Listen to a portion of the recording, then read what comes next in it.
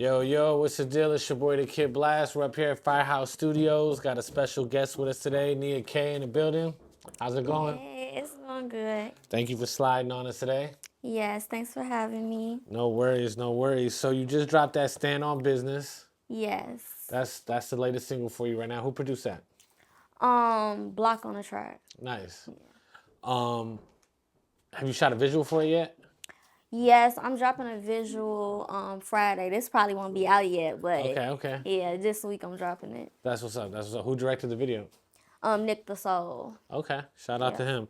I know in July, in the summer, you was having a pretty, turned up summer. You had that Shut Up and that Eat. Yes. Both of those was definitely fire songs. Tell me about that. Really it was summertime, so I was doing more like of the turnt vibes. For sure. So all the videos was lit. I had everybody Definitely. outside and it was really just turn up songs. But now that, summer, it ain't summer no more. I'm really trying to lock in more on the bars and, staying true to me. That's what's up. That's what's up. Who inspired your style of music?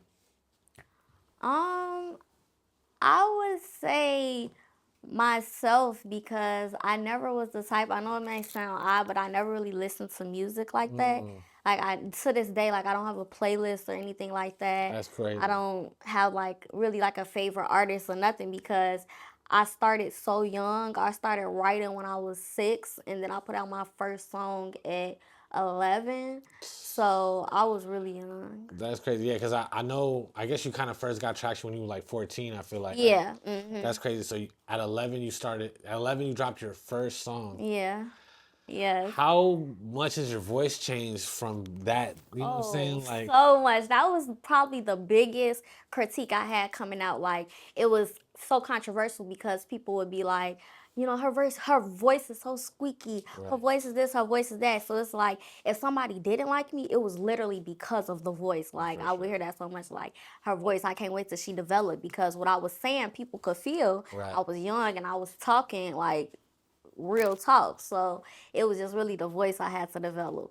That's crazy. Did you when you how do you even go to school when you start getting like, you know what I'm saying, that kind of attention at such a young age? I really didn't. Like I went to high school for 1 week and then I did homeschool after Okay, that. that makes sense. So as a freshman I did 1 week and then I the whole rest of the all my years I did homeschool. That first week was crazy, or Yes, it you're was like, oh my crazy god, because the teacher. show had just came out too. So Okay, it was like literally right after that's is when crazy. I started high school and I'm like, hell no, this ain't gonna work. Nah, for sure. That's good that y'all did that.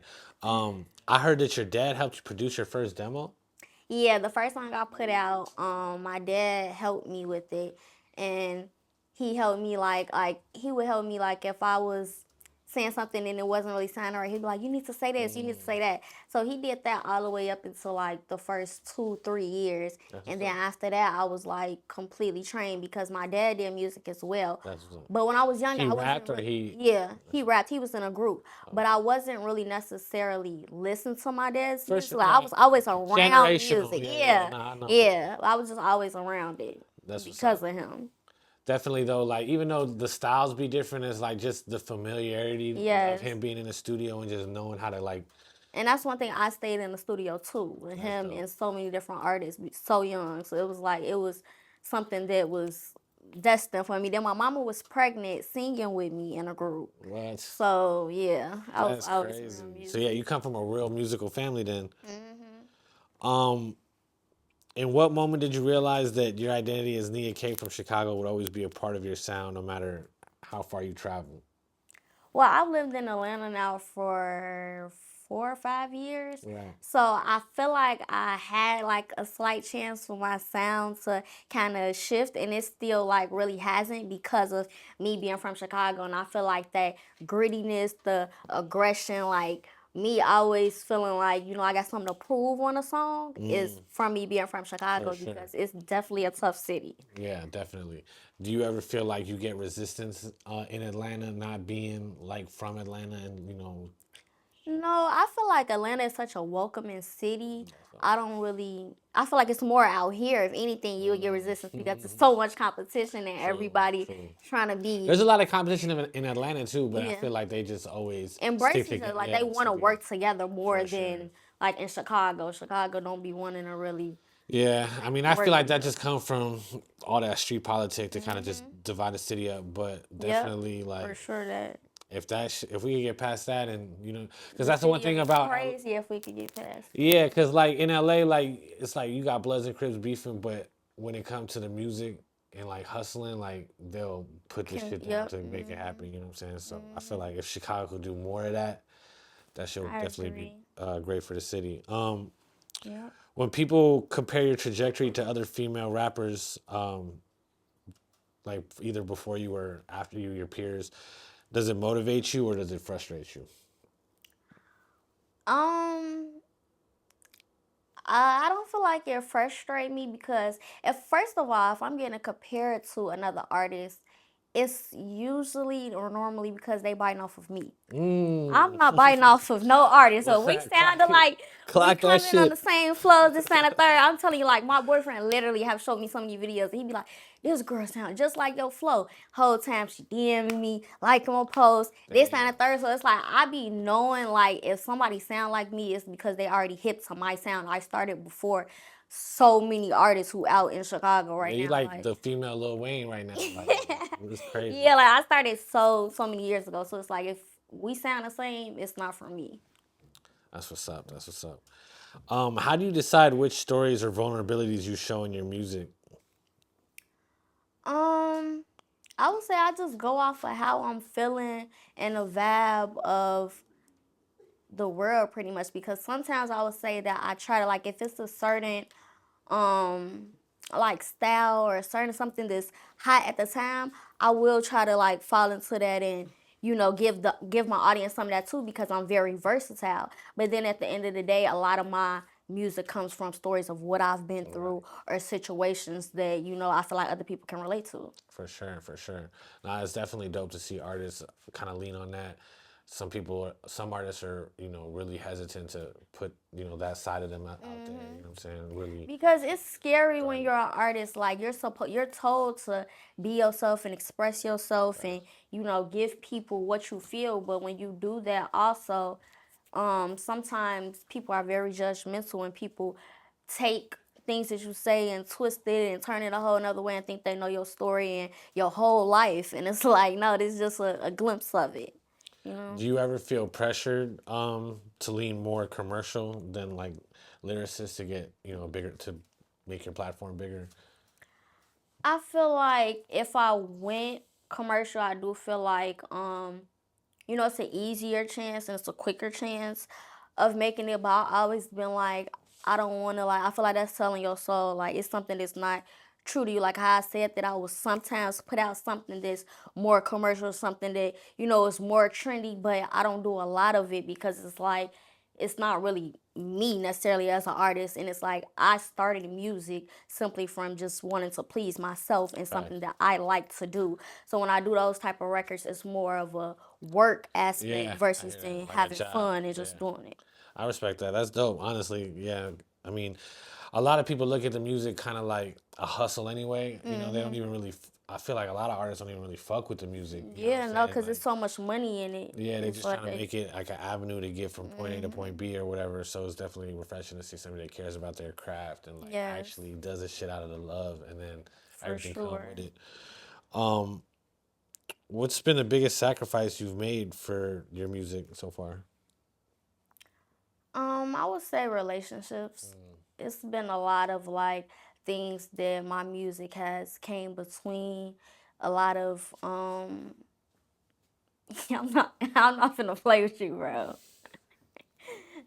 But I'll say the top thing is just been relationships. Like that's really I've lost a lot of relationships and I've been in a lot of tough situations with relationships because of music. I would say. Scheduling conflicts and just Yeah, like family, getting thrown on the friends, just ropes all the time. everything. And then people, like even family members, they think like you got this, you're supposed to be Yeah, doing this, it's just been so much with the music where it's like people don't really see that sad and really know that sad for real. for sure, definitely. Um, when you reflect on 15-year-old Nia K in the rap game, what do you see in her that scares you or humbles you? When I see, because I still to this day will see clips of, 14, 15-year-old me, and it doesn't scare me or anything. I feel like when I see clips of myself back then, if anything, it motivates me because I would say like that girl at 15 like had so much hunger and just passion, and you could see that through my face and like any of the back in the day clips. And I feel like a lot of that had got taken away from the things that I've been through in my For music. sure. But when I see clips of that, it just remind me like of who I am for real. But that's dope though. I know. I think it's really fire when there's a lot of like footage of an artist like grown, like what I'm saying with Meek Mill. Like we seen him develop from being on the Yes. corner freestyling. You know what I'm saying? So there's like so much. It's like we watched him grow up in front of us. You know Yes. what I'm saying? I feel like that's gonna be dope later on. Like as you When I get get to further in my your next career. peak, I feel like Yeah, that's gonna be crazy. People definitely. gonna be like, she came from this to this. Exactly. That's why I I'm think just that's trying gonna to be a keep fire growing. story for sure. So what's next on the horizon? What you got coming up? Well, really for me, I'm just really focusing on dropping because out of my whole career, I've went viral so many times from my freestyles, Right. and that's mainly what got me known and For what got sure. me, still known to this day. So I just been since what 2, 3 months ago, I just been dropping consistently because this is the first time in my career I've ever done it. I've never dropped consistently, so I've never really saw what that could do for me. Right. So now that I'm completely independent and it's just me literally behind You myself, just I'm just putting the dropping. pedal to the metal at this point. Yeah. That's fire. That's dope. Definitely. That's always. I feel like the formula and the strategy that makes any artist blow up is just that consistency and just hitting back and Yeah, forth. cause something gonna catch. You gotta just For give it to sure. the people. Like I got so much music that I just have been hiding for the years. Well, not even hiding, just haven't been able to put it out just for Yeah, different reasons. But for now sure. that I'm able to, I'm just ready to give it all to them. That's dope. Definitely. What do you think? Have you ever been signed to a major label or no? No, not a major. Okay. So, is there anything that you're looking for in a potential deal, from a major, or are you just keeping your mind on the independent side right now? Right now, I just been kind of keeping my mind on the independent side because I've been like controlled my whole career. So, yeah, I By just like need a what, break. management or like a production company or like? Well, first I was going through my dad, and with my dad having so much history in music, it was like having a major label. Like it was very hard to really, do anything that I really wanted to do. And then after my dad, he got me a like an independent deal or whatever, and I did that for about 2 years, and yeah, it's nothing wrong with it. It's just it's so controlled, and it's like you can't really put out the music you want to pick. You can't pick the songs you want to put something behind. Like it's just too much control. And like I said, with me starting how I started, I was never used to you telling me I have to put out a song like this or I have to rap like this. Like I just want to be able to create the music, put it out, and see what happens. Well, you So definitely got that's that what opportunity I'm doing. now. So Yeah. that's dope. Well, we're definitely excited to see what you're gonna drop next. You know what I'm Yes. saying? We definitely love the visuals. You always got fire visuals, so Thank we you. Thank definitely you. gonna see something happen. Um, well, are you gonna be able to drop something fire for us on this freestyle? Yes. Yes. That's what Y'all you're know known for, the that. freestyles. Bet. Yes. Well, if you want, go ahead, shout out your socials, let everybody know where they can follow you. You know what I'm saying? Keep up with you. Y'all can follow me everywhere at ITSS_NIAKAY. It's underscore Nia K. Beautiful, beautiful. And that's on everything? Yeah, on everything. Awesome. Well, you've seen it here first. Firehouse Studios, your boy the Kid Blast. This has been a great episode of Firehouse Ignite. Nia K, thank you for sliding on Thank us. you. We'll catch y'all next time.